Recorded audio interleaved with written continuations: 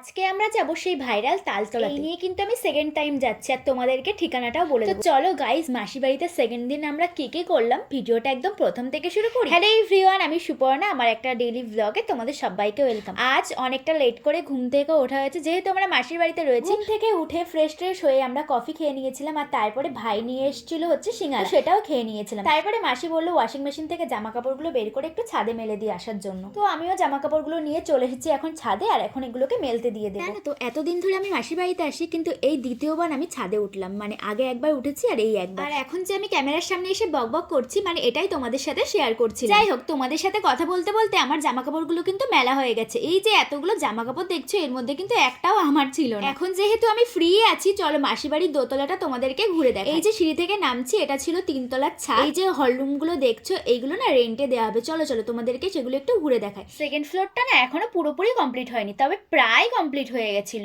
আর এই যে ব্যালকনির সাইডটা দেখছো, এটা না অনেক একটা পছন্দের জায়গা। তবে ওই যে নিচে যে রাস্তাটা দেখা যাচ্ছে, ওই রাস্তাটা দিয়ে মাসির বাড়িতে আসা যায়। এবার চলো রুমের সাইড গুলো দেখাই। যেহেতু কালকে রাত্রেবেলা আমরা অনেকেই ছিলাম মাসির বাড়িতে, তাই ভাইরা উপরে ঘরে শুয়েছিল। ওই যে নিচে বিছানা পেতে দেখো, আমার ভাই কিন্তু এখনো শুয়ে ফোন ঘেটে যাচ্ছে। এই ফ্লোরে মোট 3টে রুম আছে, আর তার সাথে বাথরুম, তারপরে রান্নাঘর, সবকিছুই কিন্তু আছে। জানো তো, এই রুমগুলো যখন কমপ্লিট হয়ে যাবে তখন কিন্তু মাসিরা থাকবে না, এগুলো রেন্টের জন্য বানাচ্ছে। তোমাদেরকে তো প্রায় সবটাই দেখিয়ে দিলাম। এবার চলো তাড়াতাড়ি করে নিচে যাই। নিচে এসে দেখি এইদিকে রান্না বান্না প্রায় কমপ্লিট হয়ে গেছে, শুধু মাংসটা রান্না করলে হয়ে যায়। অন্যান্য গ্যাসে মাছ টাছ এইসব রান্না হয়েছে, আর এইদিকে আলাদা করে একটা গ্যাস ওভেন খাটানো হয়েছে, ওর মধ্যেই মাটনটা রান্না করা হচ্ছে। বাইরে এসে দেখি ভাইয়ের হাতে প্রচুর পরিমাণে টাকা। আমি যখন ওকে জিজ্ঞাসা করলাম, তখনও আমাকে টাকাগুলো দেখাচ্ছিল, আর বললো যেহেতু ওর জন্মদিন গেছে, সবাই ওকে টাকা দিয়েছে, ওর কাছে অনেক টাকা হয়ে গেছে। এইদিকে আমি স্নান টান কমপ্লিট করে চলে এসেছি, আর এখন বসে গেছি স্যালাডটা কাটার জন্য। আর এইসব স্যালাড টালাড কাটতে কিন্তু আমার বেশ ভালো লাগে। আর এই দিনকে মেনুতে কি ছিল সেটা তো তোমাদেরকে আলাদা করে আর বললাম না, কারণ এই ভিডিওটা আমি অলরেডি অনেকদিন আগেই শেয়ার করে দিয়েছি। আজ মাসি বাড়িতে আমরা ছাড়াও আরো 2জন গেস্ট এসেছিল, তো মাসি আমাদের সবাইকে খেতে দিয়ে দিল। খেতে বসে গল্প করতে করতে আমরা হঠাৎ তালতলার কথা তুলি। তখন ওই যে দিদুনটা এসেছিল, দিদুনটা বললো আমি তো কখনো যাইনি, আমাকে একটু ঘুরিয়ে আন। যেহেতু আমার ভাই গাড়ি চালাতে পারে, তাই আমি,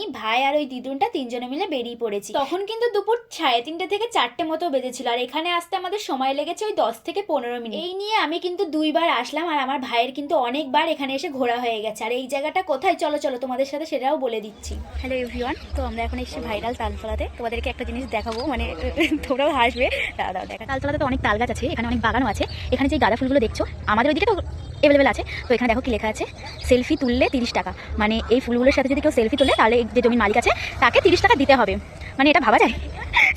আসলে এই জমিতে এরকম লেখার কারণটা আমরা জানি, তার কারণ কেউ যেন এই জমিতে নেমে ফুলগুলো নষ্ট করতে না পারে বা ছিঁড়তেও না পারে। এবার চলো তোমাদেরকে বলে দিচ্ছি তোমরা এখানে কি করে আসবে। তোমাদের বাড়ি যদি বনগাঁ সাইড হয়, তাহলে তোমরা রানাঘাটের ট্রেন ধরবে, আর ওখান থেকে মাঝের গ্রাম বা গাগনাপুরে নামতে পারো। আর যদি তোমাদের রানাঘাটের সাইডের বাড়ি হয়, তাহলে তোমরা বনগাঁ ট্রেন ধরে সেম ভাবে গাগনাপুর অথবা মাঝের গ্রামে নামতে পারো। আর ওখান থেকে 1 নম্বর প্ল্যাটফর্মের এই দিকটা এসে, আর টোটো কাকুদেরকে যদি তোমরা বলো যে আমরা সেই ভাইরাল তালতলা যাবো, এক কথায় তোমাদেরকে সেখানে নিয়ে যাবে। ওখানে কিছুক্ষণ সময় কাটানোর পরে আমরা কিন্তু বাড়িতে চলে এসেছিলাম। আর সন্ধ্যেবেলা আমরা কিন্তু একবার ফুচকা খেয়েছি, তারপরে আবারও গেছি ফুচকা খাওয়ার জন্য, কারণ অরূপ এখন আমাদের ট্রিট দিচ্ছে, কারণ ওর কাছে অনেক টাকা ছিল। সেটা তো তোমাদেরকে দুপুরে দেখিয়ে দিলাম। আর ও এইদিকে দই ফুচকা খেলো, আর আমরা জল ফুচকা খেলাম। তো সেই দিনটা আমরা এরকম ভাবেই কাটিয়েছিলাম।